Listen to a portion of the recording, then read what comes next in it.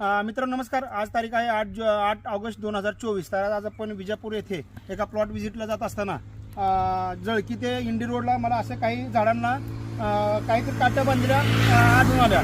ते मी बघितलं तर त्यांनी काय केलं, बऱ्याच ठिकाणच्या रस्त्याच्या साईडला प्लांटेशन होतं.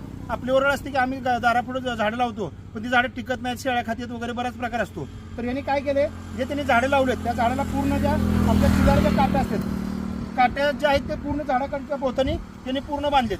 आणि त्याच्यामुळे काय कोणतेही आपला शेळ्या असू द्या, मेंढ्या असू द्या, बाकी काही खात नाही. तर तुम्ही बघितलं मोठ्या झाडांना पण अशा पद्धतीने त्यांनी खाली पूर्ण त्याच्या खोडाभोवती काट्या बांधून घेतले. त्यामुळे कोणतेही जनावर याला घासत नाही किंवा काही खात नाही. जर तुमच्या शेजारी पण असं तुम्ही झाडं लावली असतील आणि जर तुम्हाला वाटते ती झाडं जगली पाहिजे तर तुम्ही जे आपण ट्री गार्ड आणतो 500, 1000, 2000 ऐवजी हे केलं तरी जमतं. धन्यवाद. आणि असे नवीन व्हिडिओ बघायचे असतील तर आपल्या चॅनलला लाईक करा, शेअर करा.